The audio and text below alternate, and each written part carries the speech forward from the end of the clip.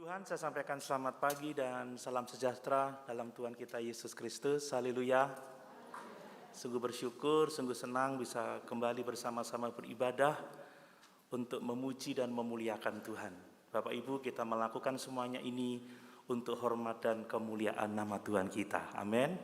Kita merayakan kasih-Nya yang besar, kita merayakan kemenangan-Nya atas maut, kebangkitannya, kenaikannya ke surga, dan sementara kita menantikan kedatangannya kembali untuk menjemput umat ketebusannya.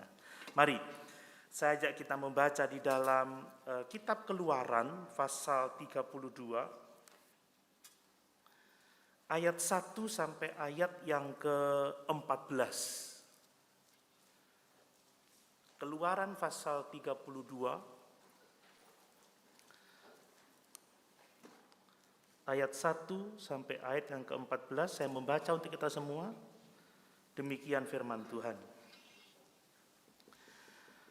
Ketika bangsa itu melihat bahwa Musa mengundur-undurkan turun dari gunung itu, maka berkumpullah mereka mengerumuni Harun dan berkata kepadanya, "Mari, buatlah untuk kami Allah yang akan berjalan di depan kami, sebab Musa ini, orang yang telah memimpin kami keluar dari tanah Mesir, kami tidak tahu apa yang telah terjadi dengan dia."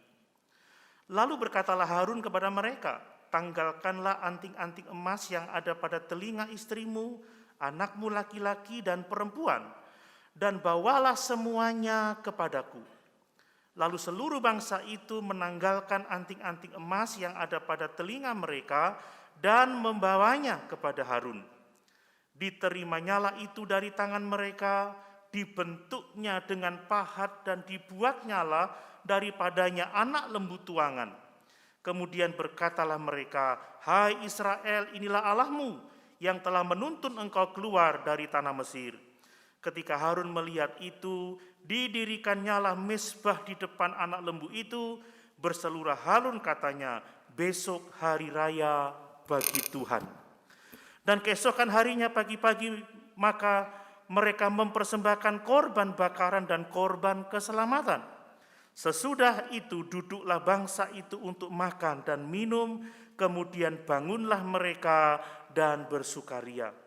Firman Tuhan kepada Musa, "Pergilah, turunlah, sebab bangsamu yang kau pimpin keluar dari tanah Mesir telah rusak lakunya. Segera juga mereka menyimpang dari jalan yang kuperintahkan kepada mereka. Mereka telah membuat anak lembu tuangan dan kepadanya mereka sujud menyembah dan mempersembahkan korban sambil berkata, 'Hai Israel, inilah Allahmu yang telah menuntun engkau keluar dari tanah Mesir.' Lagi firman Tuhan kepada Musa, 'Telah kulihat bangsa ini, dan sesungguhnya mereka adalah suatu bangsa yang tegar tengkuk. Oleh sebab itu biarkanlah aku supaya murkaku bangkit terhadap mereka, dan aku akan membinasakan mereka. Tetapi engkau akan kubuat menjadi bangsa yang besar.'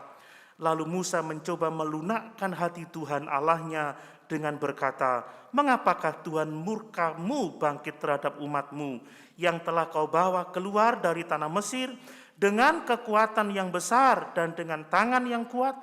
Mengapakah orang Mesir akan berkata, Dia membawa mereka keluar dengan maksud menimpakan malapetaka kepada mereka dan membunuh mereka di gunung dan membinasakannya dari muka bumi? Berbaliklah dari murkamu yang bernyala-nyala itu dan menyesallah karena malapetaka yang hendak kau datangkan kepada umatmu. Ingatlah kepada Abraham, Ishak dan Israel, hamba-hambamu itu, sebab kepada mereka engkau telah bersumpah demi dirimu sendiri dengan berfirman kepada mereka, Aku akan membuat keturunanmu sebanyak bintang di langit, dan seluruh negeri yang telah kujanjikan ini akan kuberikan kepada keturunanmu, supaya dimilikinya untuk selama-lamanya." Ayat 14 perhatikan, "Dan menyesalah Tuhan karena malapetaka yang dirancangkannya atas umatnya." Puji Tuhan.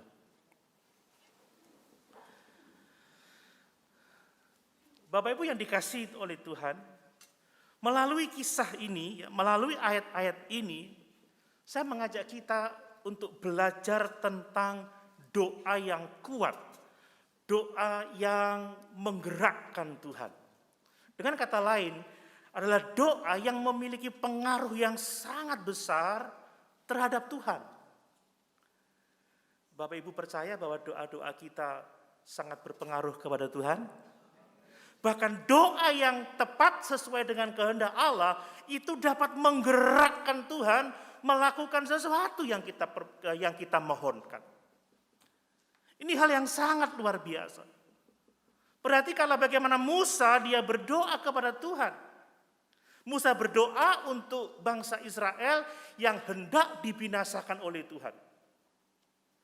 Dan melalui doa Musa kita melihat bahwa Tuhan menyesal atas kebinasaan yang telah direncanakan untuk bangsa Israel. Allah menyesal atas malapetaka yang dirancangkannya untuk umatnya itu. Betapa luar biasanya doa ini Bapak Ibu yang dikasihi oleh Tuhan. Benarlah kata perjanjian baru bahwa doa orang benar itu besar kuasanya. Bayangkan, aku hendak membinasakan mereka, aku akan mengangkat engkau menjadi bangsa yang besar, bangsa yang lebih kuat, bangsa yang lebih banyak. Tetapi dengan permohonan Musa dikatakan Allah menyesal.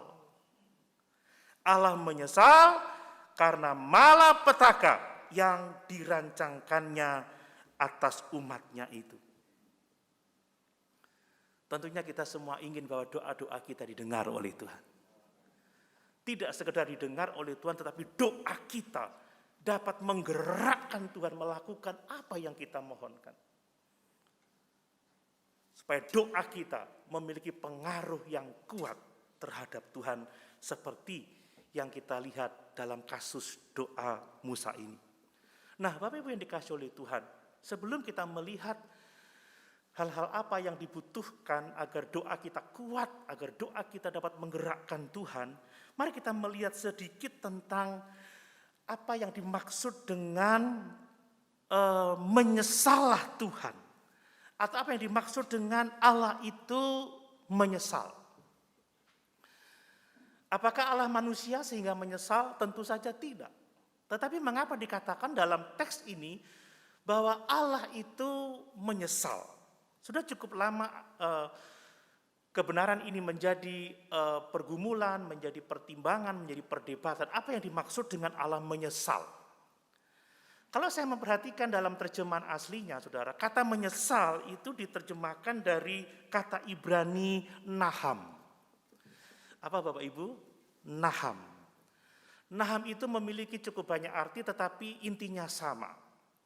Naham itu berarti to relent. To relent.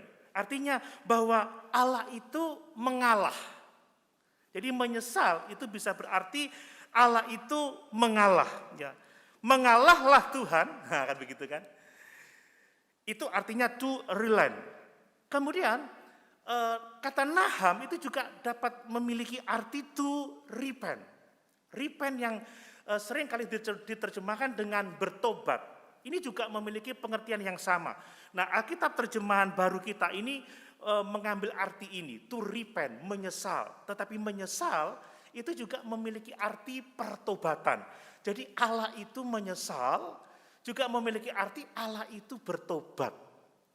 Nah, ini menarik lagi. Apa maksudnya Allah bertobat? Nanti kita akan melihat sedikit supaya kita tidak keliru memahami ini. Nah, kemudian yang dimaksud dengan to relent, mengalah, dan to repent atau bertobat, itu juga kata naham ini diartikan dengan change one's mind. Artinya berubah pikiran. Jadi yang dimaksud dengan naham itu adalah Allah itu menyesal, Allah itu bertobat, Allah itu mengalah, Allah itu mengubah pikirannya. Itu dari segi etimologi, dari segi makna kata.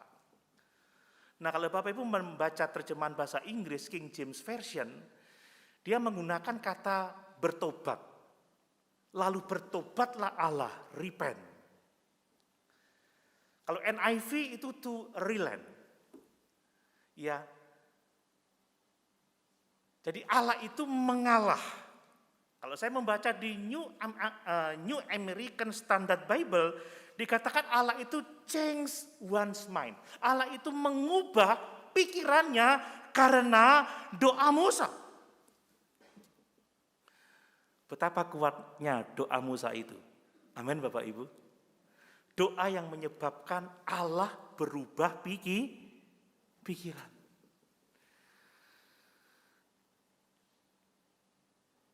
Bapak Ibu mau memiliki doa yang kuat seperti ini?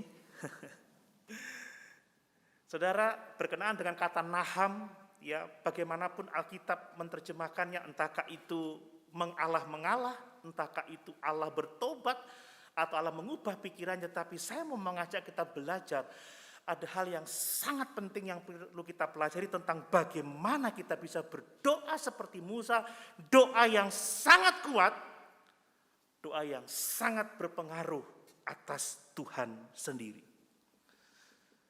Nah, berbicara tentang Tuhan menyesal, ada perbedaan yang sangat besar antara penyesalan manusia dan penyesalan Tuhan. Itu tidak sama. Saya menyesal, saya pernah menyesal. Tidak hanya 1 kali, 2 kali. Beberapa kali mungkin kalau tidak mau disebutkan dengan kata sering, ya saya menyesal. Tapi penyesalan saya tidak sama dengan menyesalnya Tuhan. Kalau kita menyesal, itu selalu melibatkan kekeliruan.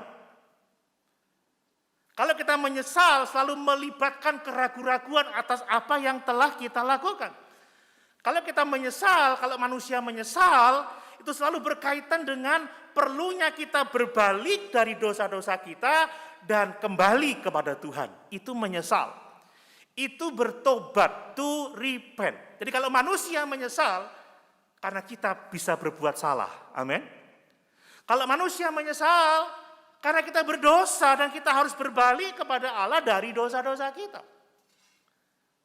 Itu menyesalnya manusia. Tetapi ketika Alkitab berbicara bahwa Allah itu menyesal, sama sekali tidak ada kaitannya dengan dosa, sebab Allah itu kudus. Amin. Allah itu benar, Allah itu adil. Allah tidak berbuat dosa. Allah tidak berdosa. Jadi berbeda dengan menyesalnya kita. Kalau Alkitab menuliskan bahwa Allah menyesal, itu bukan berarti Allah salah dalam keputusannya. Tidak berarti Allah ragu-ragu dengan apa yang telah dikerjakannya. Allah memiliki satu tujuan yang telah ditetapkan dari kekekalan sampai kepada kekekalan. Allah tidak pernah berubah, tujuannya tetap kekal untuk selama-lamanya dan Allah pasti menggenapkan rencananya. Bapak Ibu coba lihat di dalam Yesaya 46 ayat yang ke-10.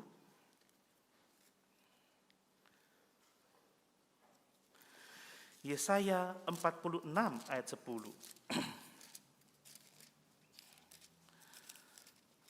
Demikian firman Tuhan. Yang memberitahukan dari mulanya hal yang kemudian. Ini tentang rencana Allah. Dan dari zaman purbakala apa yang belum terlaksana. Yang berkata, keputusanku akan sampai dan segala kehendakku akan sanakan. Jadi apa yang akan terjadi kemudian itu telah ditetapkan Allah sebelumnya. Allah telah memutuskan segala sesuatu pada kekekalan dan akan digenapinya sampai pada akhirnya. Allah itu tidak berubah dalam keputusannya. Dia berkata, keputusanku akan terlaksana, keputusanku akan sampai. Dan segala kehendakku akan kulaksanakan.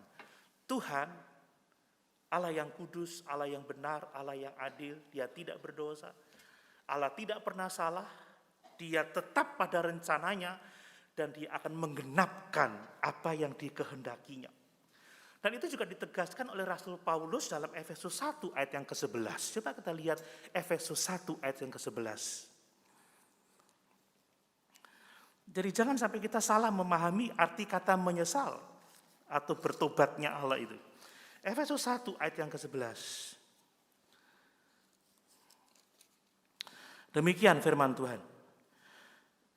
Aku katakan di dalam Kristus, karena di dalam Dialah kami mendapat bagian yang dijanjikan. Kami yang dari semula ditentukan, perhatikan, kami yang dari semula ditentukan, ya, untuk menerima bagian itu sesuai dengan maksud Allah yang di dalam segala sesuatu bekerja menurut keputusan kehendaknya. Jadi apa yang Tuhan kerjakan di hari-hari yang lalu, apa yang Tuhan kerjakan di hari ini, dan apa yang Tuhan akan kerjakan di hari-hari kemudian telah ditetapkannya. Amin Bapak Ibu. Bahkan Paulus mengatakan mereka telah ditentukan oleh Tuhan, luar biasa. Ditentukan dari semula untuk menerima bagian keselamatan itu. Bapak Ibu percaya bahwa Allah telah menetapkan kita untuk beroleh keselamatan di dalam Dia?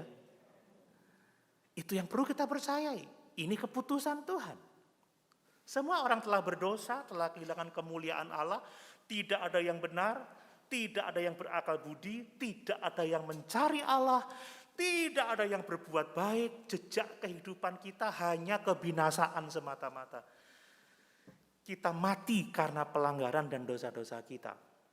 Kalau saat ini kita bisa mengenal kebenaran, kita bisa memiliki iman, percaya Yesus, semua karena anugerah Tuhan. Ini tidak terjadi kebetulan.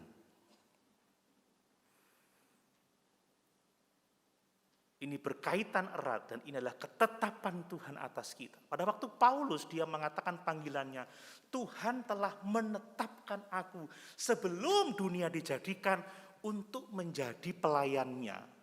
Siapa itu? Rasul Paulus yang sangat membenci kekristenan. Rasul Paulus yang sangat membenci Yesus. Yang menganiaya orang-orang percaya, yang menganiaya Yesus.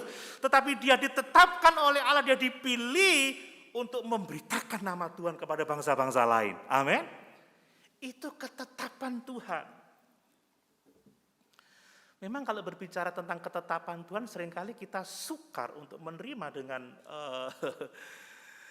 dengan sebenarnya. Tetapi itulah realitasnya. Paulus saja mengatakan bahwa di dalam Dialah kami mendapat bagian yang dijanjikan, kami yang dari semula, dari sejak kekekalan ditentukan untuk menerima bagian keselamatan itu. Jadi sekali lagi, Allah tidak berubah. Amin. Allah tidak seperti manusia. Allah tidak pernah menyesal, dan itu ditegaskan dalam 1 Samuel 15 ayat 29. Coba kita lihat. 1 Samuel pasal 15 ayat 29. Demikian firman Tuhan. Lagi sang mulia dari Israel tidak berdusta, dan ia tidak tahu menyesal. Amin Bapak Ibu. Dia tidak tahu menyesal sebab ia bukan manusia yang harus menyesal. Kita membaca di dalam Keluaran pasal 32 ayat yang ke-14 bahwa Allah menyesal. Tetapi di dalam 1 Samuel 15 dikatakan dia bukanlah Allah yang menyesal. Dia tidak tahu menyesal dan dia tidak harus menyesal. Lalu pertanyaannya, bagaimana kita akan menjelaskan hal ini kepada orang-orang yang ada di luar sana? Apa yang dimaksud dengan Allah menyesal? Lalu bagaimana kita akan menjelaskannya? Bapak Ibu yang dikasih oleh Tuhan, ketika Alkitab berbicara tentang Allah menyesal, itu maksudnya Alkitab itu melihat Allah dalam perspektif manusia. Seperti ini ya, kata tidak mungkin memahami manusia. Demikianlah manusia tidak mungkin bisa memahami Allah. Nah, kita hanya bisa memahami Allah kalau Allah itu dipandang sebagai manusia. Itu yang disebut dengan antropomorfisme. Seperti contoh, Allah tersenyum, ya, Allah melihat, Allah memegang, Allah berjalan. Itu adalah antropomorfisme.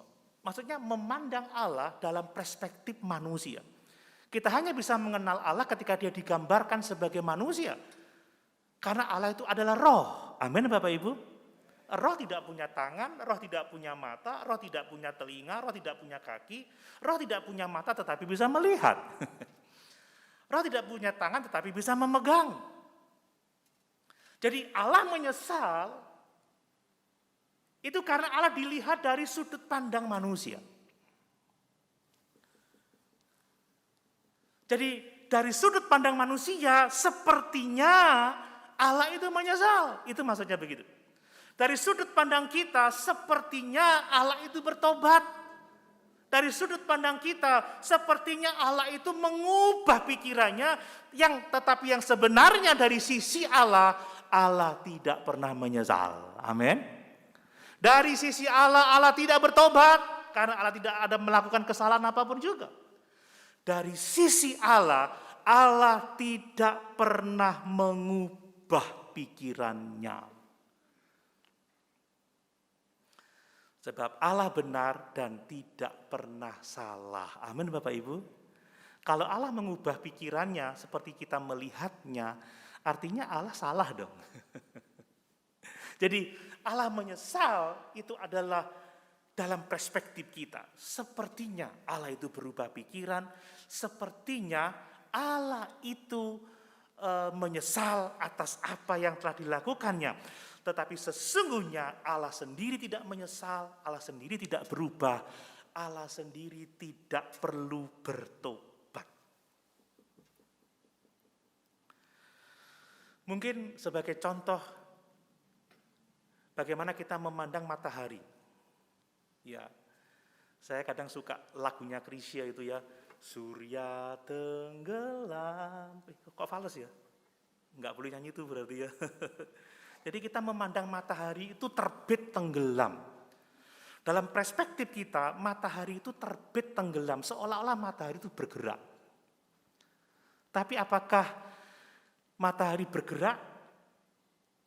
Realitanya tidak. Kita sudah belajar ilmu pengetahuan alam, di SD pun sudah disampaikan bahwa tata surya kita itu bukan matahari yang mengelilingi bumi, tetapi bumi yang mengelilingi matahari.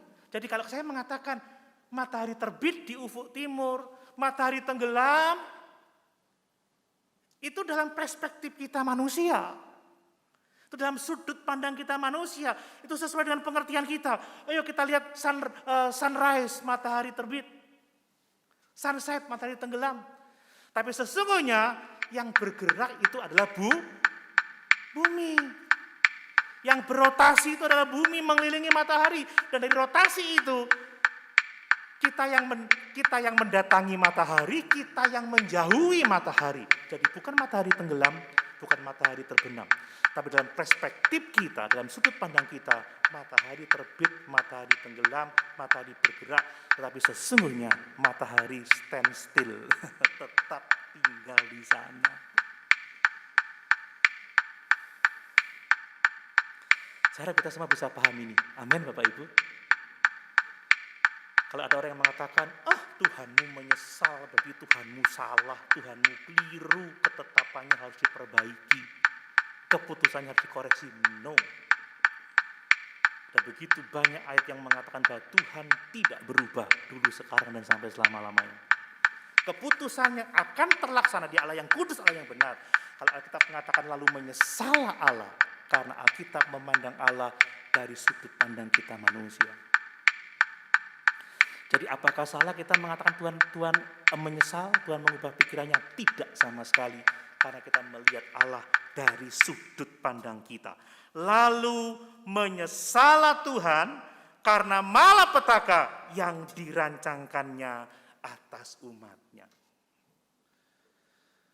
Nah, sekarang mari kita belajar hal-hal apa yang dibutuhkan supaya doa kita menjadi doa yang kuat, doa yang menggerakkan hati Tuhan, doa yang memiliki pengaruh yang kuat pada Tuhan sehingga dia mau melakukan apa yang kita pohonkan kepadanya. Ada dua hal yang akan saya mau kemukakan dari teks ini, Bapak Ibu yang dikasih oleh Tuhan. Yang pertama dari ayat 7 sampai ayat yang ke-12. Dari situ kita melihat bahwa doa yang kuat, doa yang dapat menggerakkan Tuhan, doa yang dapat mempengaruhi Tuhan dengan begitu luar biasa adalah doa yang didasari dengan kerinduan supaya Tuhan dipermuliakan. Amin. Amin. Saudara, doa yang seperti inilah yang akan memiliki pengaruh yang kuat atas Tuhan Allah kita. Doa yang didasari dengan kerinduan supaya nama Tuhan dipermuliakan. Saya sengaja membaca ayat 1 sampai ayat yang ke-6 tadi, karena itu adalah latar belakangnya. Latar belakang bangsa Israel membuat patung anak lembu emas sebagai sesembahan mereka. Bapak Ibu yang dikasih oleh Tuhan, sekala bangsa Israel keluar dari tanah Mesir, ada saatnya Musa itu naik ke gunung untuk bertemu Tuhan. Selama 40 hari, itu waktu yang cukup lama, saudara. Pada waktu mereka menanti-nantikan Musa kok tidak turun-turun, ya, kalau udah menunggu itu 2 hari, 3 hari itu lama, apalagi menunggu selama 40 hari itu lama, saudara ya. Kok tidak turun-turun? Lalu timbullah pemikiran yang tidak baik dari kehidupan bangsa Israel. Mereka mengerumuni Harun dan mereka berkata kepada Harun, buatkanlah bagi kami Allah. Sebab Musa yang memimpin kami keluar dari tanah Mesir, kami tidak tahu apa yang terjadi dengan dia. Bapak Ibu, dan apa yang dilakukan oleh Harun. Harun dengan begitu mudah menuruti kemauan mereka. Pada waktu Harun dikerumuni oleh mereka, saya yakin mereka didesak. Ya, Harun didesak oleh orang Israel. Lalu Harun memerintahkan supaya mereka melepaskan anting-anting emas dari istrinya, dari anaknya laki-laki, anaknya perempuan, untuk dijadikan patung lembu emas itu, saudara. Ini latar belakangnya. Mereka menyembah berhala. Ketika patung itu selesai dibuat, maka berkatalah Harun, inilah Allahmu yang menuntun kamu keluar dari tanah Mesir. Pemberontakan yang sangat luar biasa, dosa yang sangat keji. Kita tahu hukum yang pertama, jangan ada padamu Allah lain di hadapanku, jangan membuat bagimu patung-patung sesembahan.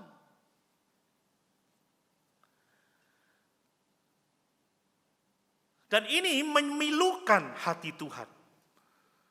Mereka bangun pagi-pagi, mereka mengadakan perayaan, mereka mempersembahkan korban bakaran, mempersembahkan korban keselamatan. Dan inilah yang mendatangkan murka Allah yang sangat besar bagi bangsa Israel. Sehingga Tuhan berkata, aku hendak membinasakan mereka.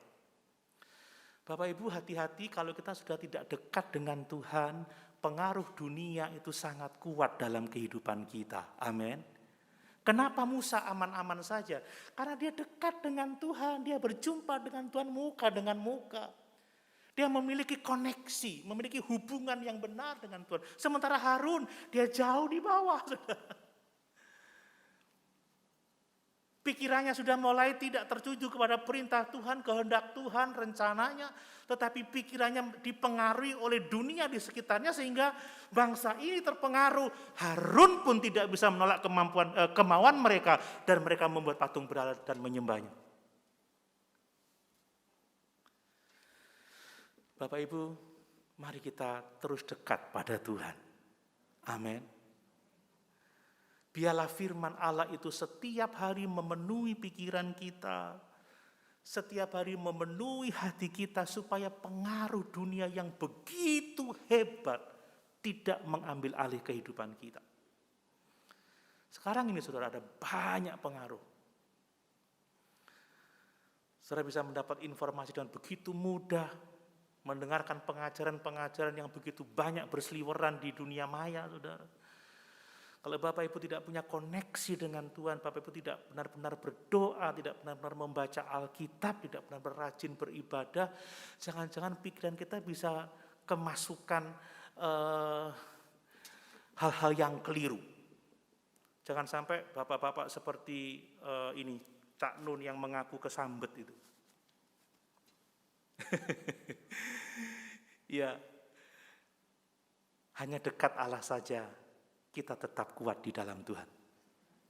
Hanya dekat Allah saja kita tenang. Mari saudara, di hari-hari yang sangat sukar ini, lebih lagi berdoa, lebih lagi membaca firman, lebih lagi kita beribadah, lebih giat lagi. Tidak hanya kita, mari kita ajak keluarga kita, saudara-saudara kita, teman-teman kita, lebih setia lagi pada Tuhan. Sebab pengaruh dunia begitu hebat, begitu kuat. Satu hari saya dapat begitu banyak berita, begitu banyak video, begitu banyak tulisan yang luar biasa. Tapi kedekatan kita dengan Tuhan membuat kita tetap setia kepadanya.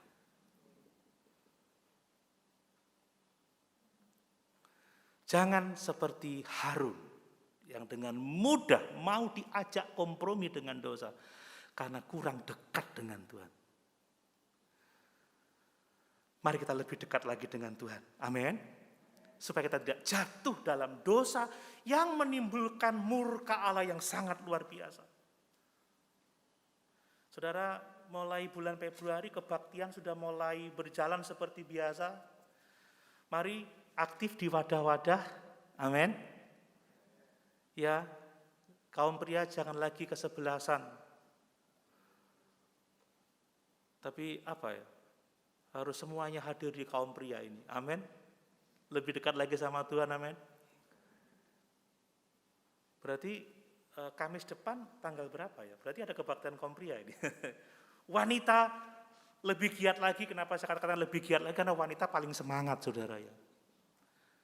Wah, wanita kalau kebaktian itu jumlahnya bisa mendekati 100 begitu, bahkan bisa lebih. Prianya mana? Pria kan kepala keluarga, motor, kita mau lebih lagi dalam Tuhan. Amin. Supaya kita terjaga dari pengaruh dunia yang begitu jahat. Remaja pemuda ada keluhan, aduh pemuda tinggal sedikit. Ayo kita kerja untuk Tuhan. Amin saudara. Jangkau jiwa-jiwa. Mulai dari kita. Jangan sampai kita terpengaruh dengan dunia yang begitu jahat ini. Sekolah minggu, remaja udah mulai aktif, kita harus lebih giat lagi. Sebab kalau kita sudah jauh dari Tuhan, jauh dari persekutuan, jangan-jangan kita dimakan oleh kuasa-kuasa kegelapan. Saudara, singa itu kalau mau nangkap hewan buruannya, itu memisahkan dari kelompoknya. Oleh Bapak Ibu terpisah dari persekutuan dengan Tuhan, jauh dari persekutuan orang-orang percaya, hap.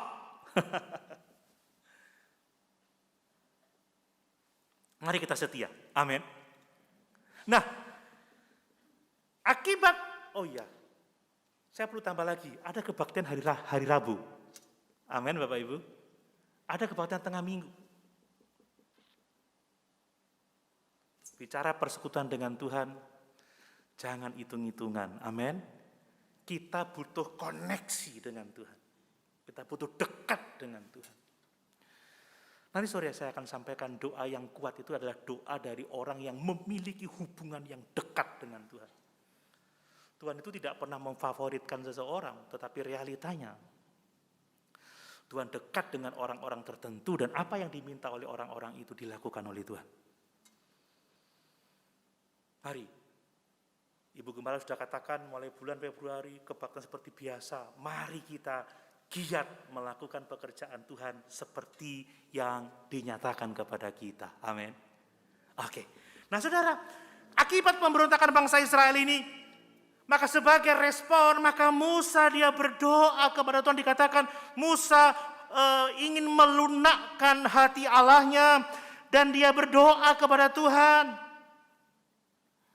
Dia berdoa kepada Tuhan dan doanya didasarkan pada apa? Pada nama baik Tuhan.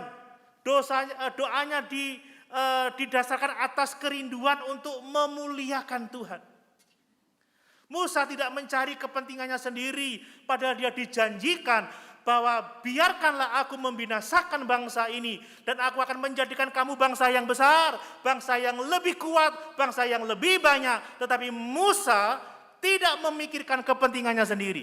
Musa memikirkan kemuliaan Tuhan. Musa memikirkan nama baik Tuhan. Musa memikirkan supaya bagaimana Allah ditinggikan di antara bangsa-bangsa. Sehingga dia berkata, menyesalah Tuhan dari apa yang Tuhan rancangkan itu untuk umatmu. Dan dari doa yang seperti itu, apa yang terjadi? Dikatakan, dan menyesalah Tuhan karena malapetaka yang dirancangkan atas umatnya itu. Amin Bapak Ibu. Tuhan berkata loh, biarkanlah aku, supaya aku murka dan membinasakan bangsa ini. Dan engkau akan kujadikan bangsa yang besar. Tapi Musa katakan, tidak Tuhan. Bagaimana dengan kemuliaanmu? Bagaimana dengan janjimu? Bagaimana dengan namamu? Lalu dia berkata apa? Menyesalah Tuhan. Ya, menyesalah Tuhan. Karena malapetaka yang hendak kau datangkan kepada umatmu itu. Dan ayat 14 luar biasa. Lalu menyesalah Tuhan karena malapetaka yang dirancangkannya atas umatnya. Bapak Ibu, inilah hal penting tentang doa. Doa selalu bukan untuk kita. Doa kita harusnya adalah untuk kemuliaan Tuhan. Amin. Kita memang dikatakan cari maka kamu akan mendapat, minta maka akan diberikan kepadamu, ketuk maka pintu akan dibukakan. Tetapi hal yang pertama yang harus kita sungguh-sungguh doakan adalah supaya nama Tuhan itu dipermuliakan. Coba kita baca ajaran Tuhan Yesus dalam Matius 6 ayat yang ke-9. Ini tentang doa Bapa kami. Ini diajarkan oleh Tuhan Yesus. Matius pasal 6 ayat yang ke-9. Demikian firman Tuhan. Karena itu berdoalah demikian. Bapa kami yang di surga, dikuduskanlah namamu. Bahkan Tuhan Yesus mengajarkan sebelum kita berdoa untuk makanan kita hari ini, sebelum kita berdoa untuk pengampunan dosa kita, sebelum kita berdoa supaya Tuhan tidak membawa kita ke dalam pencobaan, sebelum kita berdoa supaya Tuhan melepaskan kita dari apa yang jahat, maka Tuhan mengajarkan supaya kita berdoa, dikuduskanlah namamu. Apa maksudnya dikuduskanlah namamu? Supaya, saudara, Allah itu kudus, tetapi tidak semua menganggap Allah itu kudus. Dikuduskanlah namamu bukan berarti bahwa nama Tuhan perlu dibersihkan, tidak. Allah itu kudus. Tetapi dikuduskanlah namamu artinya supaya Allah itu dilihat kudus, dipandang kudus, diperlakukan sebagai Allah yang kudus. Apakah Bapak Ibu menguduskan Tuhan dalam hidup Bapak Ibu sekalian? Saudara, kalau kita memandang Allah itu kudus, kalau kebaktian berani pakai celana yang bolong-bolong, pakai kaos oblong begitu. Orang kuliah aja paling tidak harus pakai kaos kerah. Iya kan? Kalau mau ketemu pejabat, pakai sepatu yang terbaik. Kan seperti itu. Karena menghormati pejabat, kita menghormati Tuhan.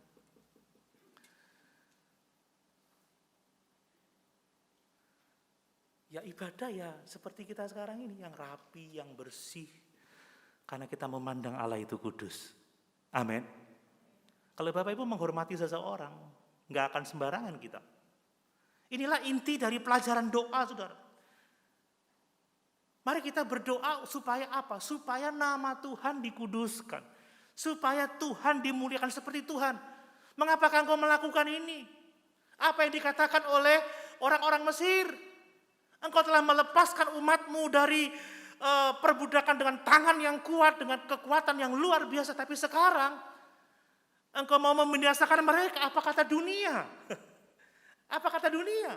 Mesir akan mentertawakan engkau ya Tuhan. Saudara, tujuan utama dari doa-doa kita yang pertama-tama adalah agar Tuhan ditinggikan di antara segala bangsa. Bagaimana dengan doa-doa kita selama ini? Saudara, ada banyak orang-orang Kristen egois yang selalu minta ini, minta itu, kepentinganku, kepentingan keluargaku, anak-anakku, tapi sama sekali tidak memikirkan kepentingan Tuhan. Tidak merindukan nama Tuhan dikuduskan.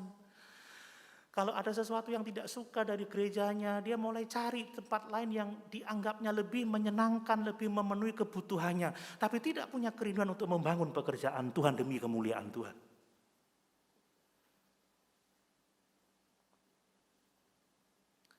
Saudara, kalau orang yang hanya mementingkan dirinya sendiri, ya, nggak enak selalu, nggak cocok, nggak ini, nggak itu, tapi nggak pernah punya misi. Tuhan berkati gerejaku, aku akan membangun gerejaku supaya namamu dipermuliakan. Mari kalau kita mulai berdoa, doalah supaya Tuhan dipermuliakan. Amin Bapak Ibu. Bagaimana dengan doa-doa kita selama ini? Apakah hanya kepentingan egois kita? Atau kita mau benar-benar rindu supaya nama Tuhan dikuduskan? Jadi doa selalu tujuannya bukan semata-mata kita meminta keperluan kita. Tuhan, aku butuh ini, aku butuh itu. Tapi mari kita berdoa supaya apa yang kita minta itu membuat nama Tuhan dipermuliakan. Tuhan, berkatilah umat-Mu supaya namamu dipermuliakan di antara bangsa-bangsa. Berkatilah gereja kami, bertumbuh, berkembang supaya Injil diberitakan. Berkatilah pelayanan umat-Mu di tempat ini supaya apa? Supaya ada jiwa-jiwa dijangkau, supaya ada jiwa-jiwa dimenangkan. Dan nama Tuhan saja yang dipuji dan dipermuliakan. Nah, coba cek lagi saudara. Menarik sekali, kenapa Tuhan harus berkata kepada Musa seperti ini? Ya, ayat yang ke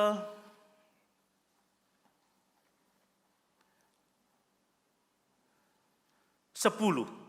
Oleh sebab itu biarkanlah aku supaya murkaku bangkit terhadap mereka dan aku akan membinasakan mereka, tetapi engkau akan kubuat menjadi bangsa yang besar. Menarik perhatian saya. Kok Tuhan sampai bilang begitu ya? Kenapa Tuhan tidak langsung murka aja? Kenapa Tuhan tidak langsung aja membinasakan bangsa Israel? Nah, kenapa dia berkata pada Musa, biarkanlah aku. Waduh saudara, ini menunjukkan koneksi yang sangat dekat. Amin Bapak Ibu. Tuhan minta pertimbangan loh kepada Musa. Biarkanlah aku. Ini dari sudut pandang saya loh ya. Dari sudut pandang manusia, Tuhan minta izin sepertinya. Biarkanlah aku, ya biarkanlah aku, supaya murkaku bangkit terhadap mereka. Bapak Ibu, secara manusia, Tuhan sepertinya minta nasihat. Tuhan minta izin. Tuhan menawarkan kepada Musa bahwa Tuhan akan membinasakan bangsa Israel yang tegar tengkuk itu, dan kemudian Musa menawarkan bahwa dari Musa akan lahir bangsa yang besar. Bahkan dalam Ulangan 9 ayat 14 dikatakan bangsa yang lebih berkuasa dan bangsa yang lebih banyak. Apakah benar Tuhan meminta izin? Dari perspektif kita, ya. Tetapi sesungguhnya Tuhan tidak perlu minta izin pada Musa. Amin Bapak Ibu. Tuhan gak perlu tawar-menawar dengan Musa. Siapa Musa saudara? Manusia biasa, sama seperti saudara dan saya. Tapi dia mendapat kasih karunia di hadapan Tuhan. Lalu apa maksudnya Tuhan mengatakan itu? Biarkanlah aku.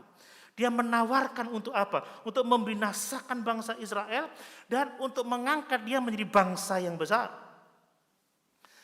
Saya melihatnya dari sisi Tuhan. Tuhan sedang menguji Musa. Amin Bapak Ibu. Musa adalah pemimpin besar bangsa Israel. Bisa saja Musa menjadi seorang yang tinggi hati. Musa menjadi seorang yang egois. Dia adalah pengantara, dia adalah nabi, penyambung lidah Tuhan dengan bangsa Israel. Nabi yang sangat luar biasa saudara. Melalui perkataan ini, tawaran ini, biarkanlah aku. membinasakan mereka, dan aku akan menjadikan engkau bangsa yang besar.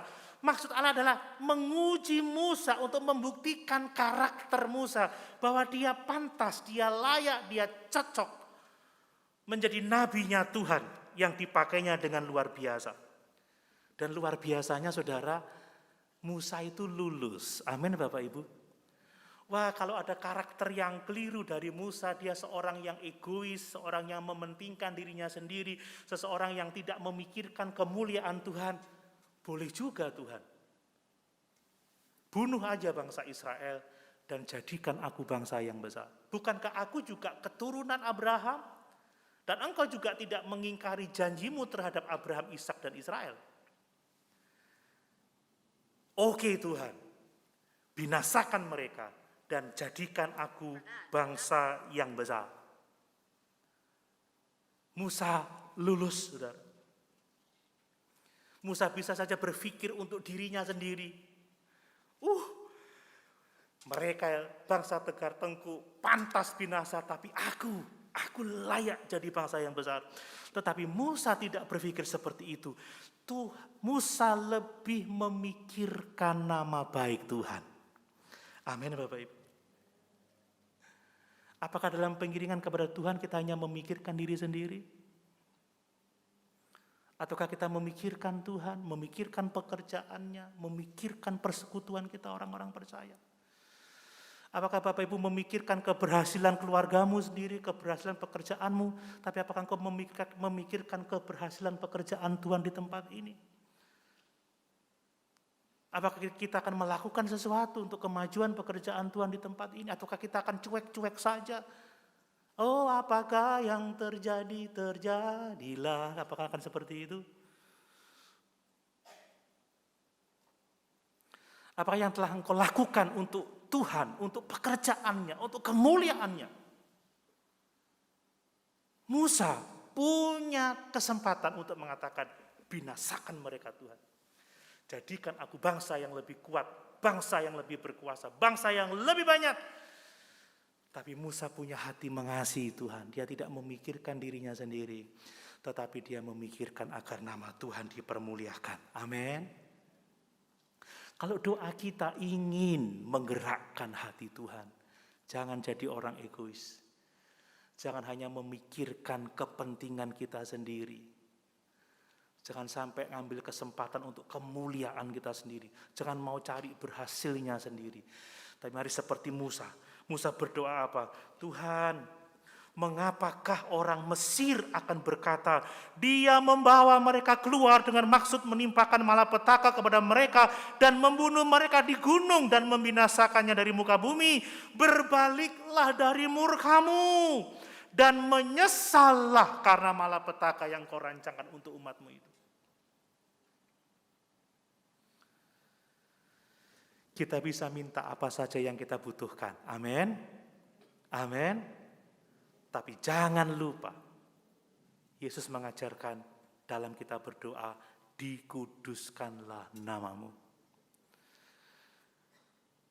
Ada kalanya Tuhan menguji kita, seperti dia menguji Musa. Apakah kita menjadi orang yang egois, yang mementingkan kepentingan kita saja, atau ketika kita memikirkan kepentingan pekerjaan Tuhan?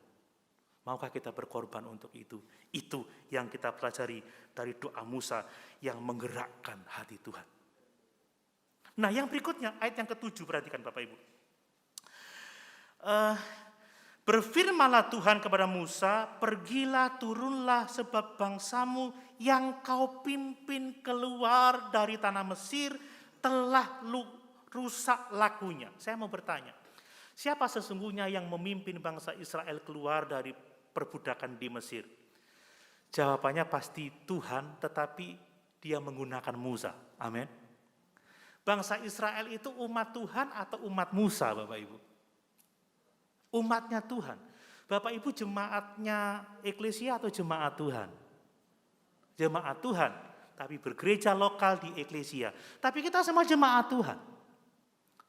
Saya tidak bisa mengatakan Bapak Ibu adalah jemaat saya, memangnya saya siapa? Kita semua jemaah Tuhan, amin. Jangan tegang lah Bapak Ibu. Saya juga jamaahnya Tuhan. Nah, menarik Tuhan mengatakan seperti ini. Sebab bangsamu yang kau pimpin keluar dari tanah Mesir. Wow.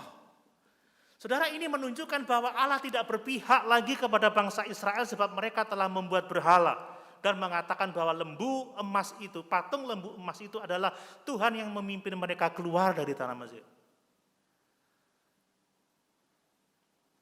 Tetapi di sisi lain, lagi Tuhan menguji Musa.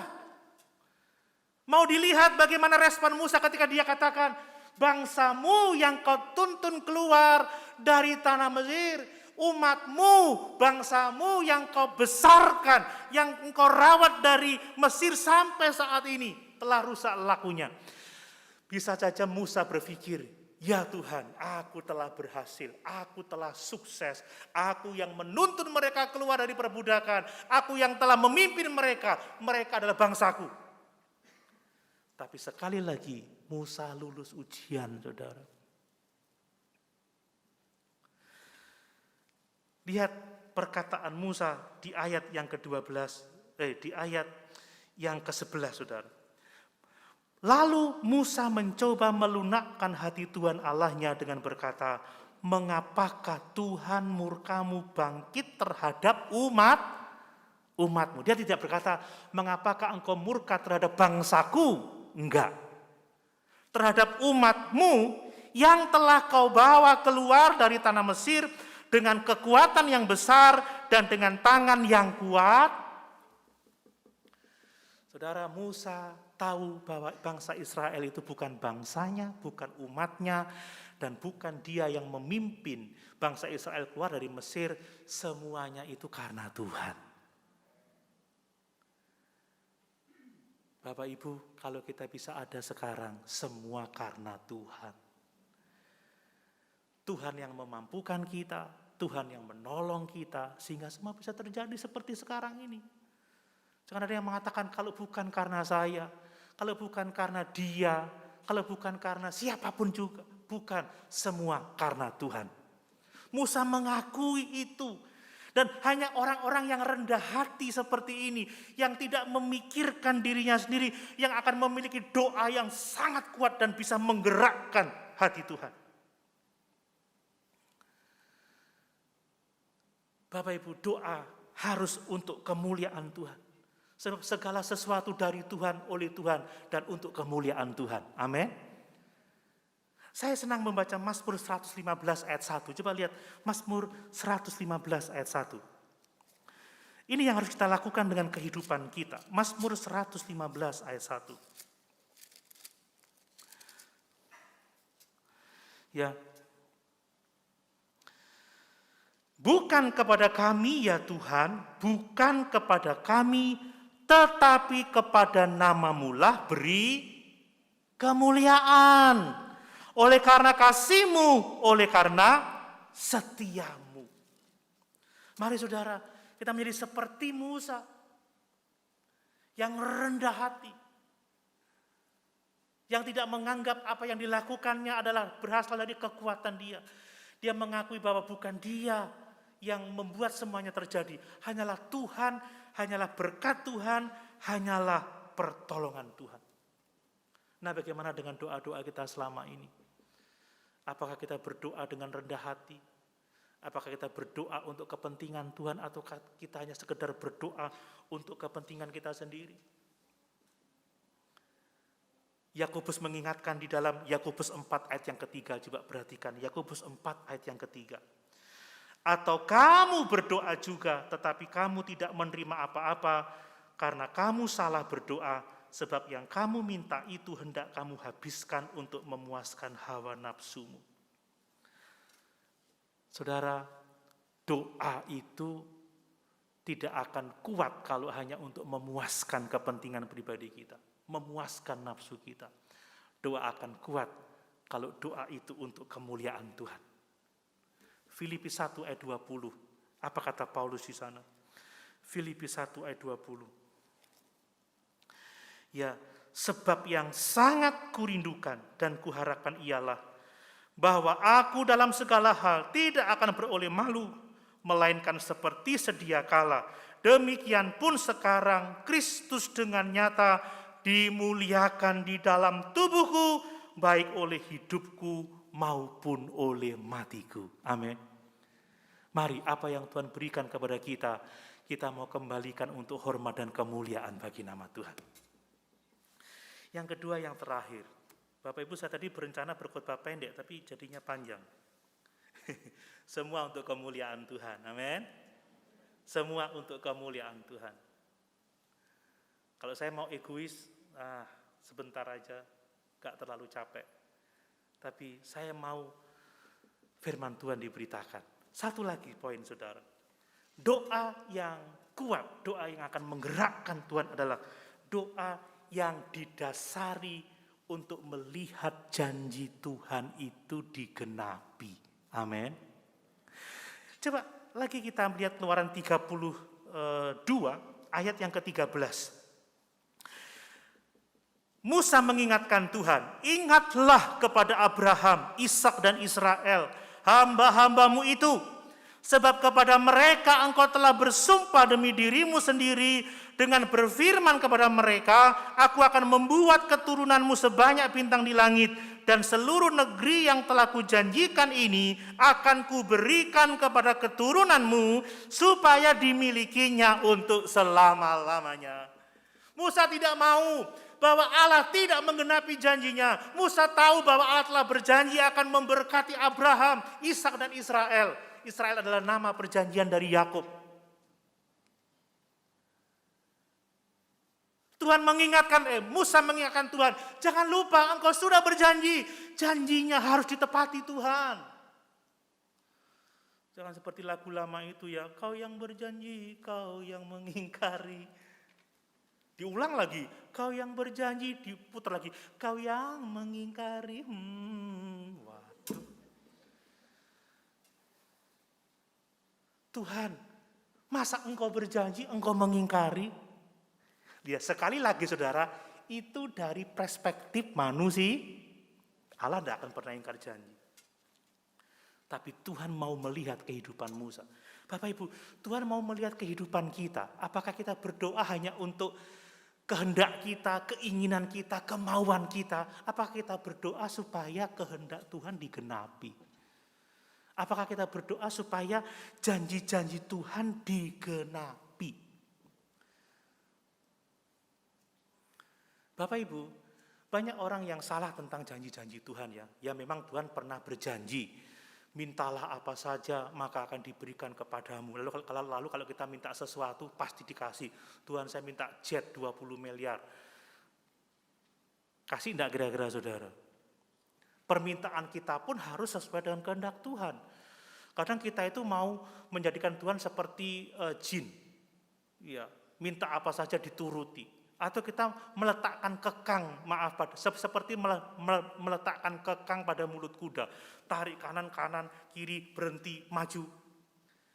Tuhan tidak seperti itu, saudara. Tapi intinya, saudara, janji-janji Tuhan untuk kemuliaannya kita terus doakan, terutama untuk penjangkauan jiwa-jiwa, terutama kita berdoa untuk kedatangannya kembali. Amin. Dan kalau kita ingin janji Tuhan digenapi, saya pikir kita tidak hanya perlu berdoa saja, tetapi perlu kerja, perlu usaha supaya janji Tuhan itu juga digenapi. Saudara, saya mengingat Bapak Pendeta Ernest Nesi Soriton. Saya yakin dia tahu bahwa Tuhan berjanji akan melengkapi umat ketebusannya dengan kebenaran untuk pelayanan pemberitaan firman. Tetapi untuk janji itu digenapi, dia tidak bisa berdiam diri. Maka dibukalah Jember Bible College, saudara. Sehingga sampai sekarang ratusan orang telah diperlengkapi menjadi pelayan-pelayan Tuhan yang luar biasa. Kalau Bapak Ibu ingin berdoa supaya anak-anak kita diberkati, sekolahnya lancar, cukup biaya. Enggak cukup hanya kita berdoa, Tuhan berkati anak-anak saya, tapi saudara bergabung dalam pelayanan diakonia. Amin. Amin. Kalau saudara berdoa, Tuhan saya berdoa supaya pekerjaanmu di sini berkembang. Kami rindu kebaktian tidak lagi jarang-jarang seperti masa pandemi. Kalau bisa full lagi, ibadahnya satu bangku bisa 5 orang. Tapi nggak cukup berdoa saja, bawa istri, bawa anak. Amin saudara. Amin. Anaknya pagi-pagi, ayo kebaktian. Ngantuk mah, ya ora apa-apa, minggu depan naik. Kapan saudara kita melihat janji Tuhan digenapi? Woi, bangun, kan begitu saudara. Satu pasukan dibawa. Bawa teman-temanmu. Apa? Saya yakin kita berdoa, Tuhan berkatilah pekerjaanmu di tempat ini. Kami rindu ada jiwa-jiwa dimenangkan, ada pertambahan jemaat. Tapi apa yang sudah kita lakukan? Apakah kita bawa jiwa? Mengajak seluruh keluarga untuk datang? Apakah kita akan setia? Musa tidak hanya berdoa. Kalau Bapak Ibu membaca di ayat yang selanjutnya, Musa turun melihat keadaan bangsa Israel. Dia memecahkan kedua loh batu yang diberikan oleh Tuhan. Dia menegur bangsa Israel. Dia naik lagi ke bukit selama 40 hari dan dia minta pendamaian untuk orang Israel. Dan puji Tuhan, Allah menyesal dan bangsa itu diselamatkan. Saya kalau berdoa, mari kita berdoa supaya Tuhan dipermuliakan. Tetapi tidak hanya berdoa, tapi saya berusaha memberitakan firman, berusaha mengajarkan kebenaran. Karena hanya itu yang bisa terjadi. Tidak hanya dengan meminta-minta, tapi tidak melakukan sesuatu. Kalau kita ingin jemaat kita sejahtera, mari kita saudara saling tolong menolong, saling memberkati, saling membangun. Sekalipun tahun ini dianggap sebagai tahun ke-8, tahun yang sukar, kalau kita melakukan kehendak Tuhan, itu menjadi tahun keberkatan untuk kita semua. Amin. Mari sama-sama kita.